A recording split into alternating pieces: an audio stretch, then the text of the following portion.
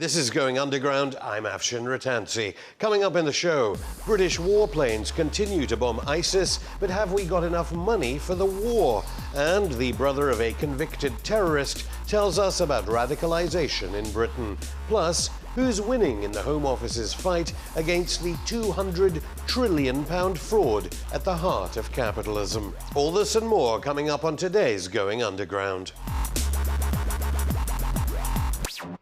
Before all that, you'll remember that we covered the bankrolling of the shadow business secretary Chuka Umunna by scandal-hit accountancy firm PwC. From the AIG scandal to Tesco's missing £250 million to its role in our having to bail out RBS, PwC is a force to be reckoned with. Since our report, the multi-billion-pound company gave Going Underground a statement which makes interesting reading. PwC says this about their relations with our main political parties. We do not develop policy on their behalf. Areas of assistance may include observations on the improvement of legislation or proposed legislation. No wonder Labour accepts non-cash contributions from the company. What shadow minister wouldn't want assistance in improving the way laws are to be drafted in Parliament? Albeit that those observations may favour one class to another, given PwC helps the rich dodge taxes. But how come David Cameron doesn't get as much so-called help from PwC? After all, no fewer than 9 members of Ed Miliband's team have been getting free help from the company. There's the shadow business secretary, of course, Chuka Umunna, but also Shadow Chancellor Ed Balls. Then there's Shadow International Development Secretary Jim Murphy and Shadow Climate Change Secretary Caroline Flint. Also the Skills Secretary Liam Byrne, who knows all about PwC because he was a Chief Secretary to the Treasury under Gordon Brown. Then there's Shadow Justice Minister David Hanson, let alone former Shadow Business Secretary John Denham, and another of Gordon Brown's finance ministers, Stephen Timms. Oh, and Angela Eagle, the current shadow leader of the House of Commons. Why not more Tories? Well, PwC says, over the years, we have supported requests from each of the main political parties. Throughout this period, the trend has been that we have provided more hours to the opposition parties as they have less support infrastructure. So, it's not because PwC think their private polling shows that the Tories will lose the next general election. It's merely because opposition parties need more of their help. The government has U-turned on proposed cuts to the RAF, so the tornadoes that have this week been bombing Iraq won't be sold for scrap anytime soon. So how come we can afford war in what David Cameron has called an age of austerity? Joining me is defence and security writer Richard Norton-Taylor. Richard, welcome back to Going Underground. So you've written recently that bombing ISIS, it's futile. It's no certainty that you can find the targets. It's expensive. And as everybody says, in the end of the day, you either have ground troops or you've got to even talk to these people. If you're running around in trucks, convoys, individual trucks. Now, I think it seems that the Americans have bombing in Syria, maybe some sort of infrastructure or solid targets like some oil depots. But the British, of course, haven't agreed yet, or the British Parliament, to go into Syria or to bomb Syrian targets. In northern Iraq and Iraq, it's very, very difficult. You can do here and there. They have what they call targets of opportunity, because there are more and more, I suppose, accurate missiles, including one the British have. So do you think there's widespread acceptance of what you're saying as compared to, say, Michael Fallon there with the Storm Shadow, one of Britain's more expensive missiles? Do you think there's a mismatch between, say, what Fallon thinks and what the British forces Michael Fallon, his defence secretary, his job is to actually sort of encourage the morale of the British Armed Forces, or at least the only people who are now involved at the moment are the British RAF pilots based in Akrotiri, fortunately, because the British don't have an aircraft carrier, the Americans, so we've got Akrotiri on the sovereign base area in Cyprus. Now, he's got to keep the morale up of those people, but even he and the government, David Cameron, have been quite clear this time. It says that it's going to be a long, generational war, as Cameron puts it, implications for financially for the British defence budget too, for that matter, other Western defence budgets too, what kind of weapons they're going to have for this generational war. But anyway, the British ministers have been sort of emphasising that, you know, not only military action can't solve the problem, in my view, it's symbolic, isn't it? I mean, the British public, especially with the hostage questions, and Barack Obama was pretty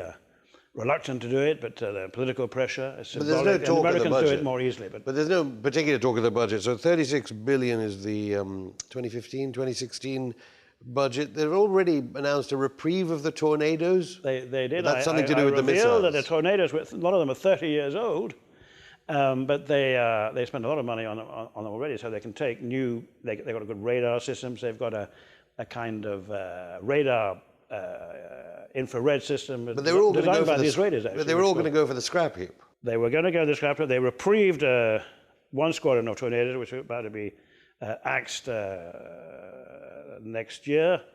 The Typhoon, the most modern British RAF plane, the Eurofighter Typhoon, which we've been selling to the Saudis and others, trying to get some money for them, they can still not use the most accurate, the Brimstone missile, which is of all the parts the most don't appropriate fit. one. So we bought a new. They can't put them on. They've got to adapt the Typhoon yet again. The Typhoon aeroplane was actually designed as an air defense or dogfight fighter for the Cold War in the 80s to fight over the North German planes. Well, that's going to be useful then. Against Russian fighters and so on. But at the moment, they'll probably spend more money using the to adapt the Typhoon even more, spending even more money. But to what effect? It's political, symbolic, I suggest. But what's going to happen doesn't necessarily mean special forces on the ground. Everyone says must have American general, former British generals, got to have ground forces somewhere. Whose ground forces is the question.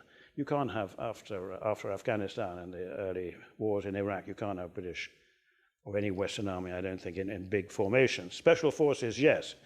People training the Iraqis and so on, yes, but not anything like it. Well, they've ruled it out, haven't they? They've ruled it out. Politically, you can't do that, yeah.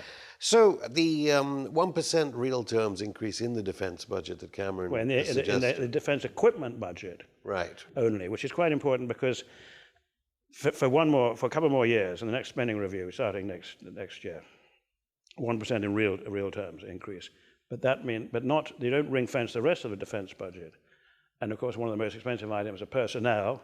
Already the Navy is short of personnel. They can't even hardly run one aircraft carrier, let alone two. Well, they won't be ready for a few years yet anyway. But also the Army is going to be cut, I think, more, or threatened to be cut much more because, as I say, I think a British Army, I've said this before, I don't know about other parts of the world or the Russian Army, but certainly the British and the Western armies are going through a kind of existential crisis. Where are they going to be used again after Afghanistan? Which is the enemy? With everything ISIS, being focused, Taliban. Pardon? With everything being focused then on Trident. Well, which obviously wouldn't help against ISIS, I try presumably. to get onto nuclear weapons. That's another thing too. But that's a political decision. You write the question: are you going to use Trident? It's even less relevant. Cold War, mutual assured destruction. Fair enough. You can understand it. America, Russia, China. But with France and Britain, are they ever going to?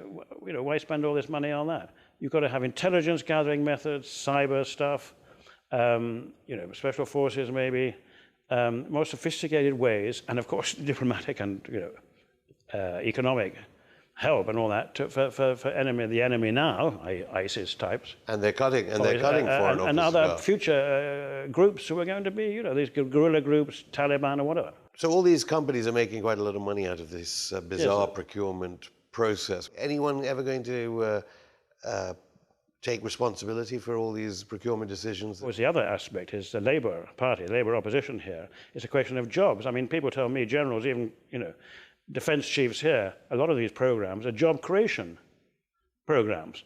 They're 2 aircraft carriers, all built in different dockyards, but assembled in Scotland. The new generation of, Trident, of course, its only bases in Scotland. Barrow, it's a job creation program. So if we fire one of these missiles, we'd be firing the Storm Shadow missiles, which cost 800,000, something like that. Yeah, that costs, yeah. We'd be firing it from a submarine. And is it true? No, the submarine is not. Storm Shadow is from the aeroplane. Oh, right, yeah. From an aeroplane, from tornadoes too, which you can fire, the aeroplane can stand back, as it were, or fly back, because the Storm Shadow goes well ahead of it. So what is the reason the aircraft the carriers... Tomahawk Cruise, just to interrupt, sorry, the Tomahawk Cruise is submarines. The Americans have them now, ship-based. The British have a submarine somewhere in the Gulf which could fire Tomahawk cruise missiles. Sorry. And we spent a fortune on these aircraft carriers. Is it any truth to this allegation that they've changed the names in the MOD literature to delivery systems because they don't have the aircraft to put on the aircraft carriers? Because shouldn't they be in the Persian Gulf? Yeah, well, they're not ready yet anyway. I mean, the HMS Queen Elizabeth, yeah, she launched with whiskey, not with champagne, in the Scottish shipyard in July. HMS Prince of Wales is coming up in a few years' time.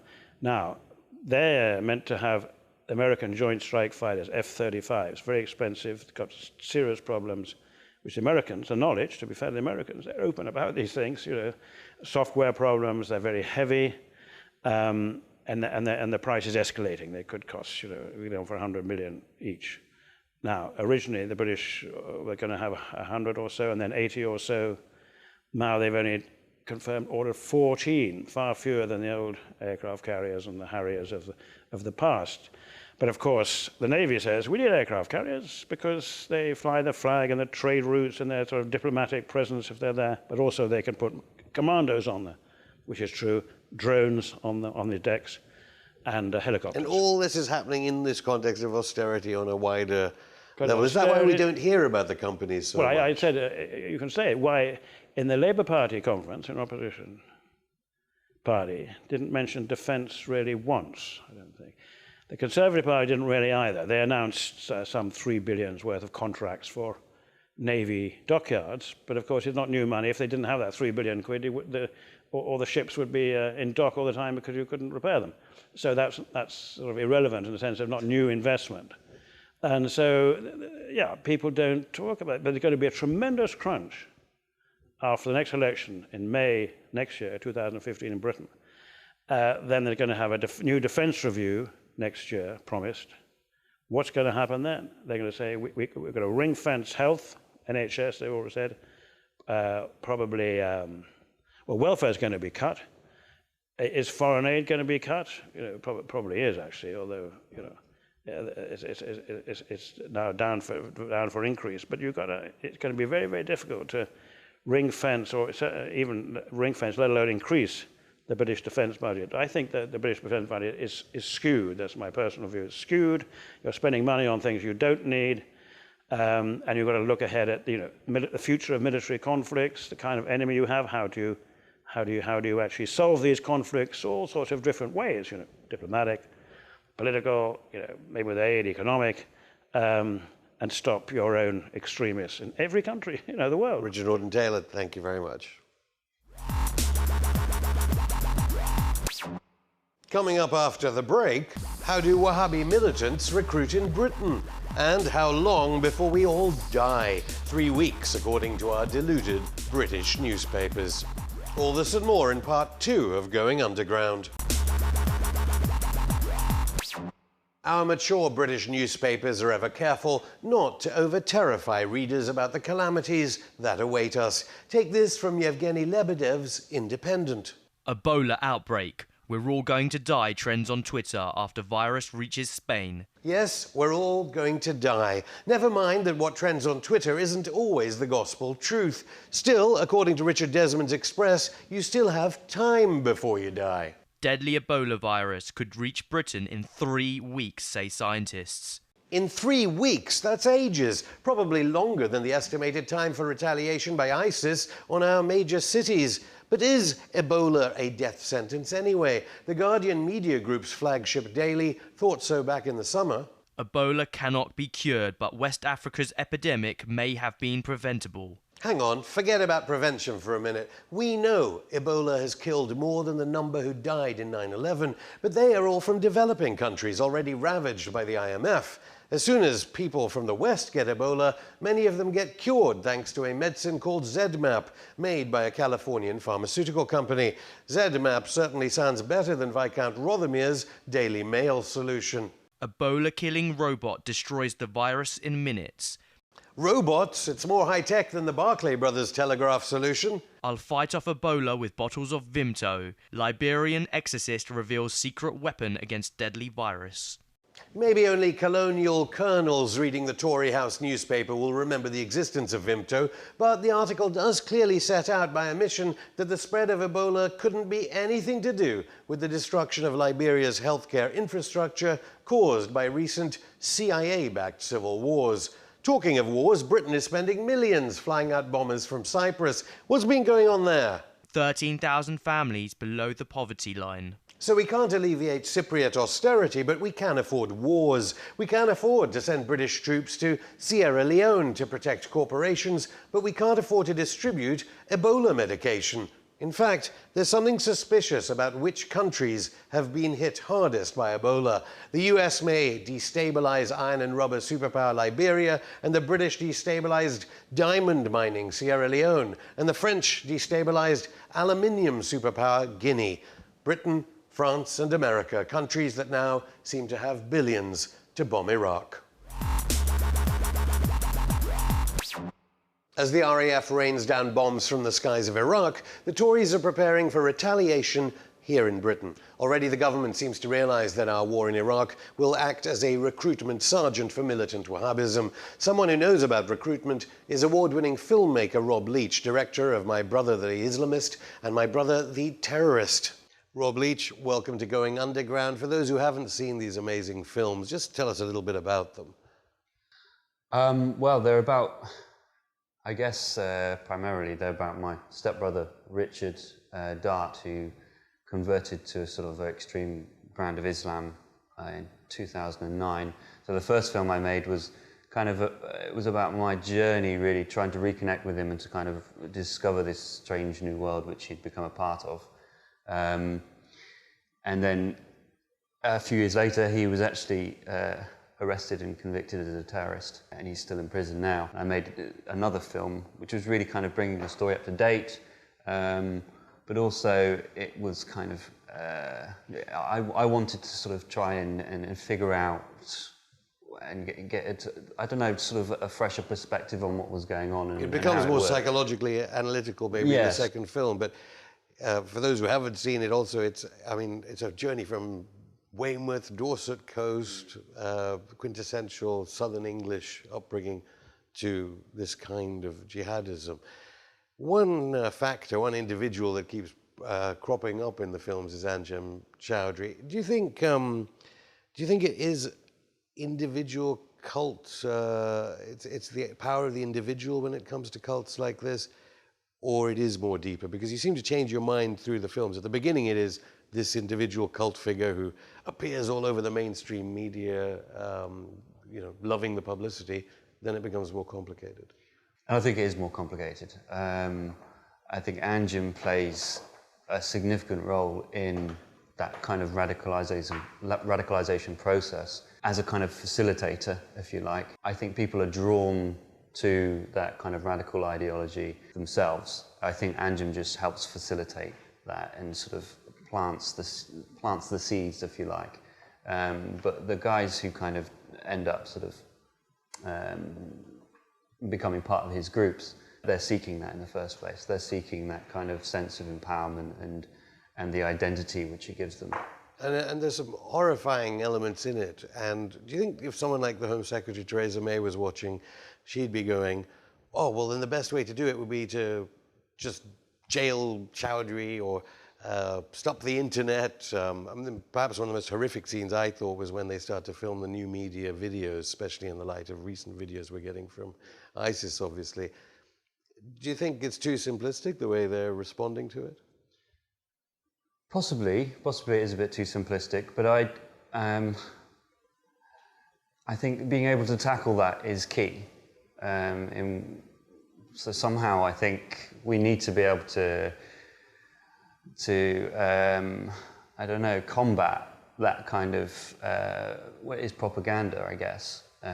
Whether that's, but it's free speech. It is free speech. I mean, of course, it's such a difficult thing. I remember in the first film, My Brother the Islamist, it's the anniversary of September 9/11, and we're outside the American embassy. You were shocked by flag burning. Well, flag burning is, I know. But there was a remembrance ceremony in the park next to. So we're outside the American embassy, and there was a ceremony about 100 feet away of, you know, people kind of mourning the death of everybody who died in September 9/11.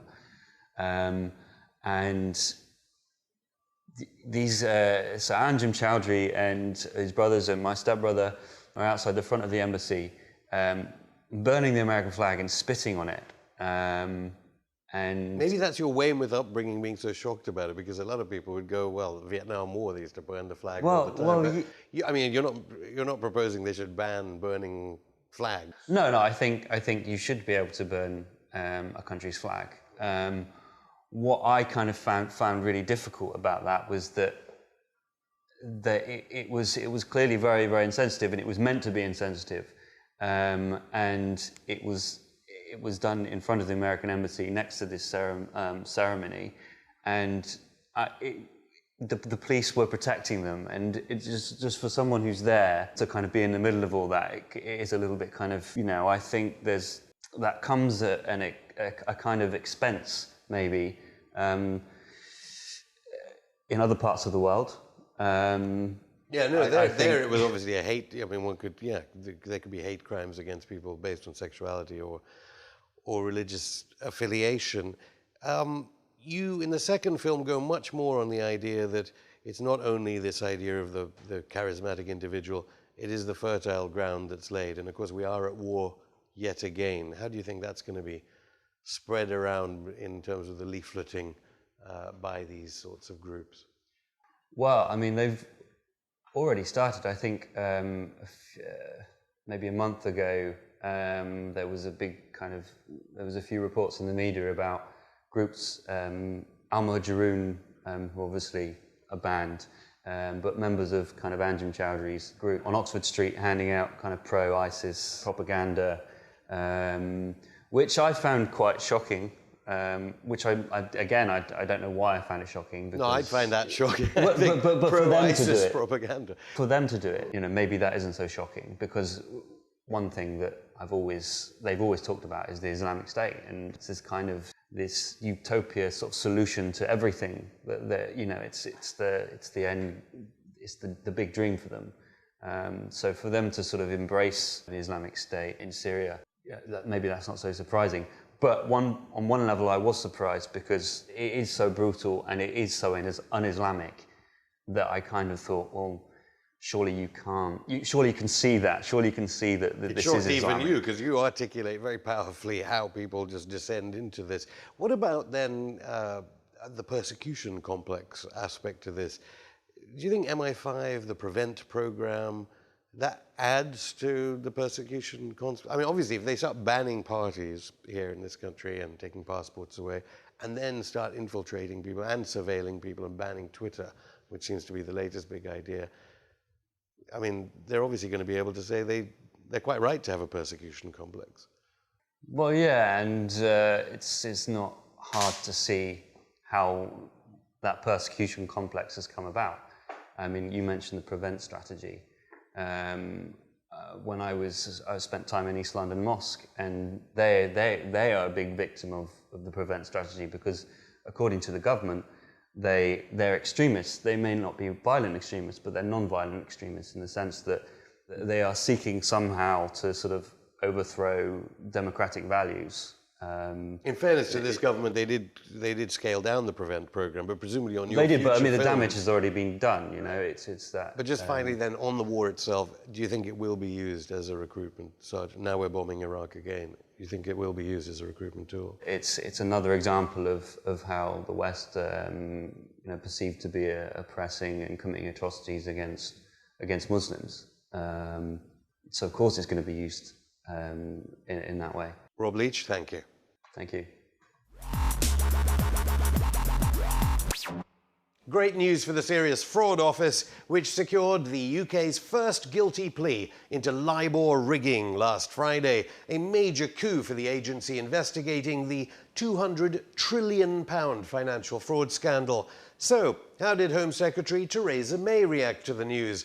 Well, according to one financial paper, she now wants to abolish the SFO completely. She has previous on this. Last time, her attempts were blocked by then Justice Secretary Ken Clarke and then Attorney General Dominic Grieve. But now they've been sacked. Was Ken Clarke sacked?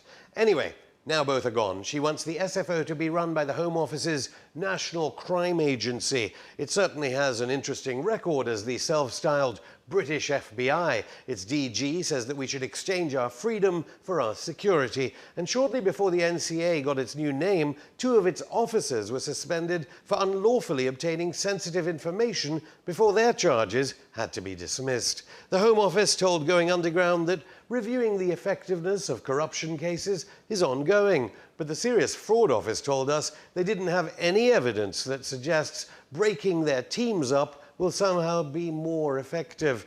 Surely, it couldn't be that Theresa May is happier carrying out mass surveillance than having successful SFO prosecutions for £200 trillion frauds like LIBOR. Show's over, but we're back on Monday when our head of state's former press secretary, let alone media manager to Prince Charles, tells us about how the royal family is used to sell arms to dictators and how prime ministers like Tony Blair sex up their influence on Buckingham Palace. Before then, you can drop us a line on Twitter at underground_RT, like our page on Facebook, or email us on goingunderground@rttv.co.uk. See you on Monday.